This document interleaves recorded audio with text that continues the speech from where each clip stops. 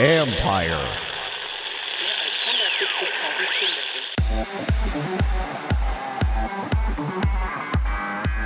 If there was one thing that needed to be modernized, it was Lost and Found. It's interesting. I can tell quickly when a stadium has no idea what's going on in their Lost and Found department, because you'll ask, like, how many items do you guys collect per day or per event? Our security team said like 10. It's not 10. That's Skyler, Logsdon, CEO and co-founder of Boomerang, who has figured out a way for teams and fans to get their stuff back. This is the Future Sport Podcast. I'm Bram Weinstein.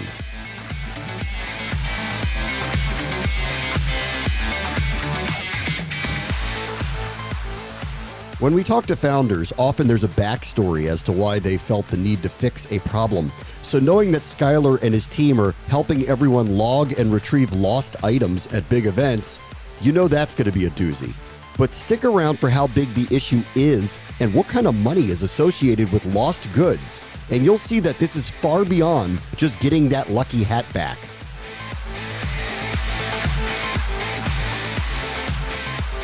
Our guest this week is Skyler Logsdon. He's the CEO and the co-founder of Boomerang, which is a lost and found AI technology. So if you're at a stadium of 50, 75, 100,000 people, you lose something, Skyler and his company are going to help you get it back. Hey, Skyler, how are you? Hey, Bram. I'm doing well. How are you? Good. All right. The genesis of this, you must have lost something big. What did you lose to actually think you needed to start something like this? Oh my gosh. So I actually haven't been asked that question in the media yet. So here we go. I was in college my freshman year, and my girlfriend at the time got me a Movado watch. and, and so I studied in Philadelphia, and then for Christmas break, I had to go back home to Los Angeles to visit family. And I think this is common. Maybe you have a similar story, but I took that watch off in TSA. And I got to my gate and I was like, oh my gosh, where is that watch? And I ran back to TSA and it's not there. Oh. And I had to call day after day, follow up on follow up.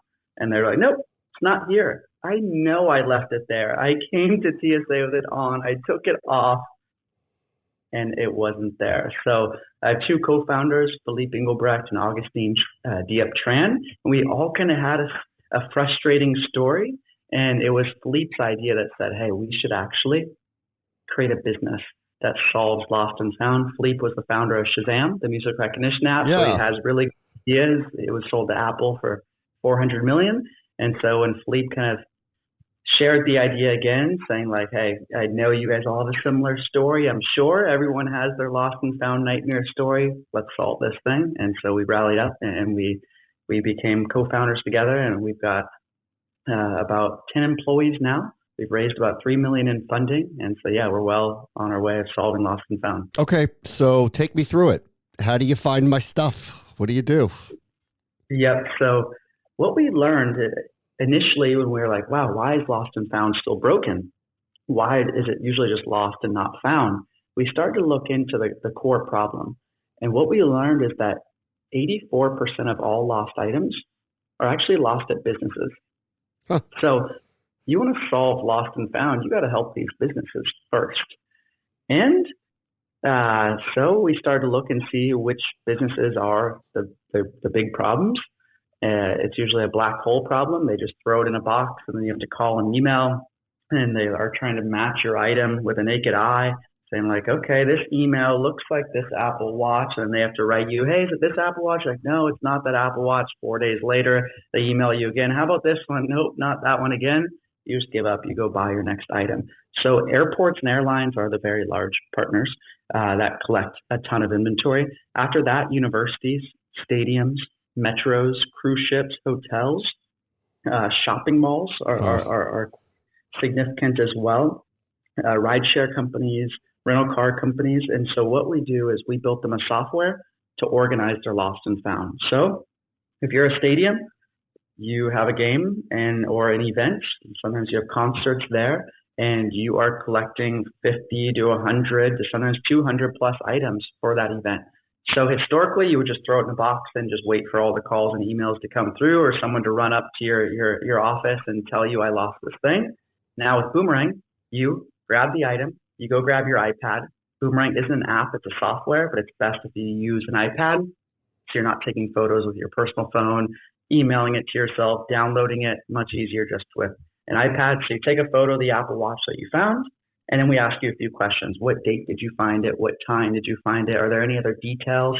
So you say, yes, Apple Watch found on Sunday the 14th, has a cracked screen, has a Commander's logo, and it has a yellow band, save. Now you have all your items online, just for your internal ops team to know, like, hey, we're holding on to 47 items right now. 22% of them are iPhones, 10% are Apple Watches, 5 are hats, 2% water bottles. Now that's one side of the equation. Now how do we get the customer in an efficient way that's not bogging down call logs and emails? Yeah. So now on your website, it says, lost something? Submit claim here via Boomerang.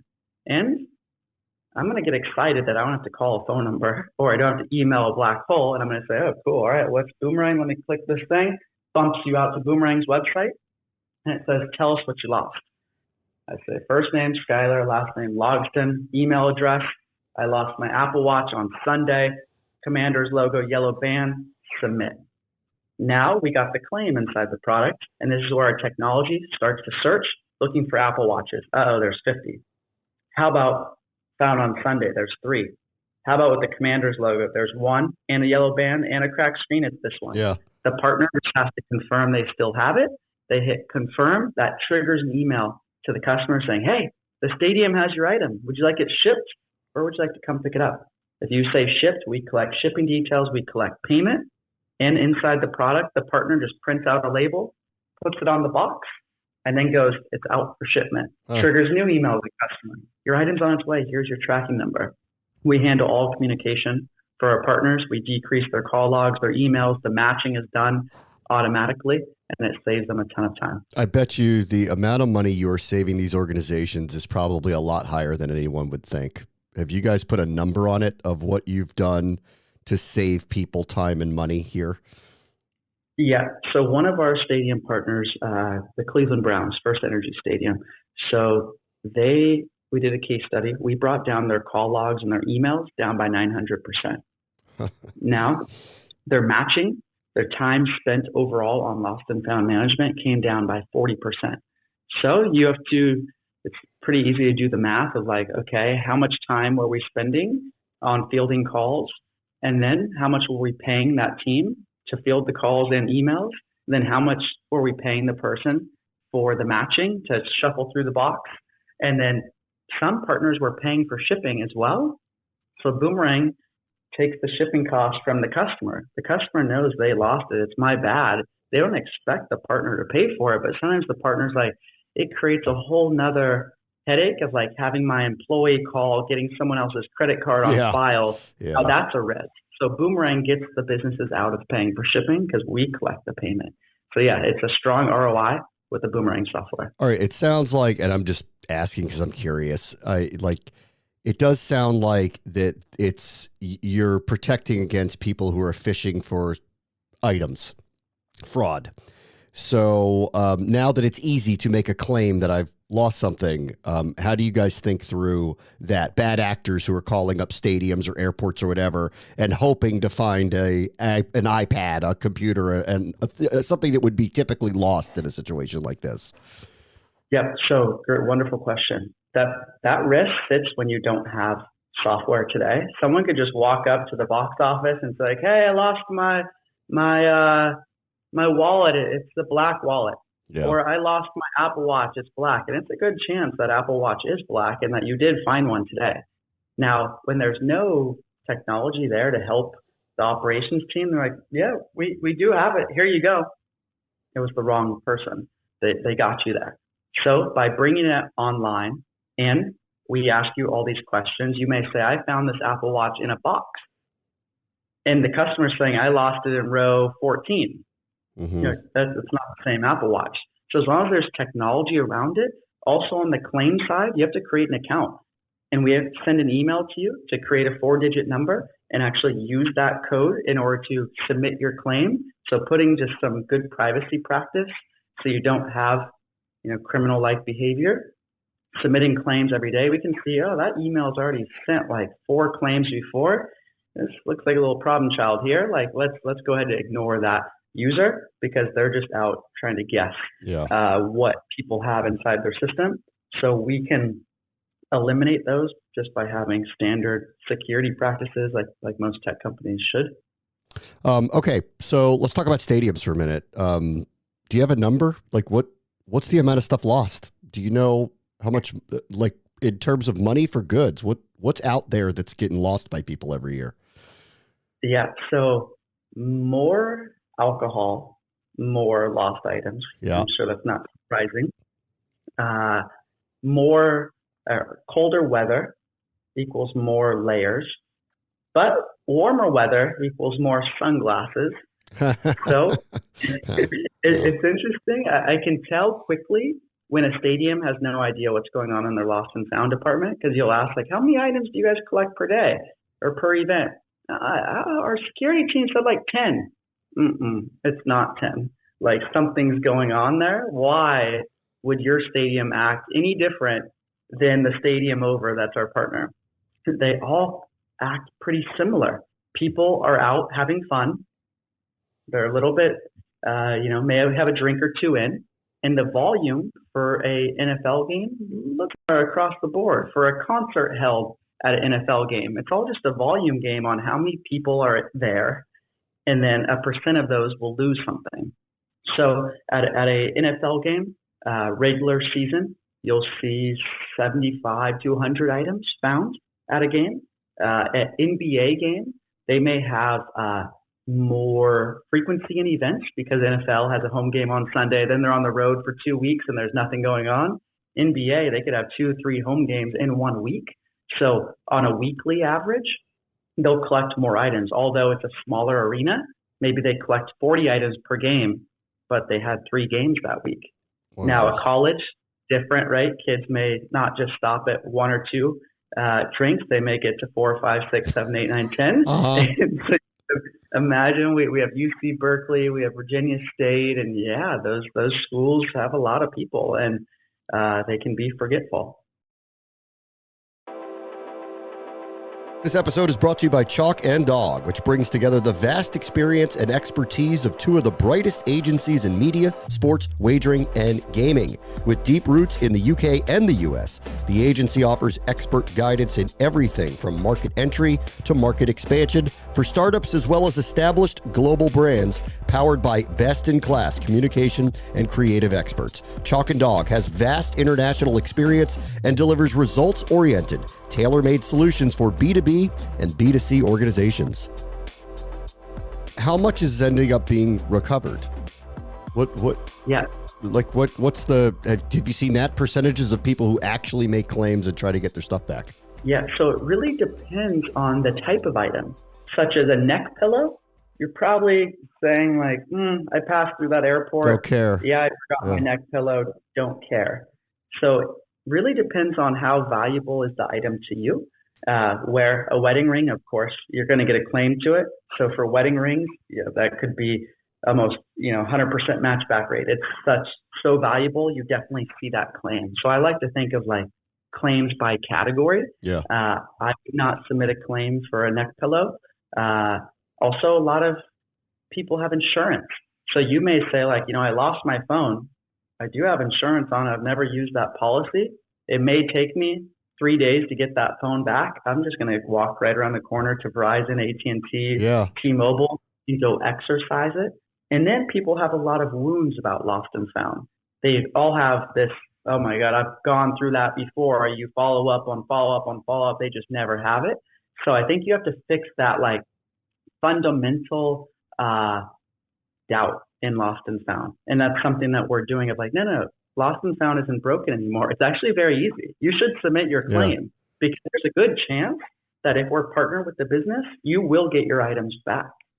Are you doing anything to work with teams to either dispose of, donate, sell uncollected items?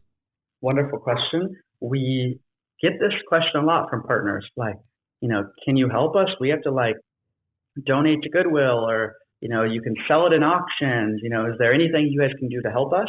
We're open to it. Our core product is not that today. Yeah. So we're more so just hearing them out and saying we're, only been in the market for 8 months. Yes, we're growing incredibly fast. But, we hear you. Let's circle back on that in a bit. Keep doing what you're doing for now. Our best salespeople for Boomerang is the growth of air tags and tiles. Hard stop. People are dropping air tags on their car keys now. They're putting them in their wallets. They're putting them on their passports, putting them in their expensive jackets, because people don't trust lost and found departments. Yeah. So now you collect these car keys at the stadium. You see that there's an air tag on it. You're like, oh God, we're under the gun here. Because if you don't quickly respond to that call, that email, and get that item out the door for a return, they're going to blast you on social media. That's right. Saying WTF, I know you have my item. Why is my item moving? Why is it leaving the stadium now? You've seen all these stories with United and Southwest with baggage. They're saying we don't have your item, but they can see that their item's moving around in the airport. You do have my item. Someone's holding on to my item right now. It's the same thing for lost and found now. And so I think businesses see Boomerang as hey, it's insurance. This is our response to not get exposed on social media and to give our team a strong process to follow so we don't damage our reputation. Okay, so you've given me the idea. I need to start the subsidiary company that actually picks up the stuff that your clients don't actually put a claim in for.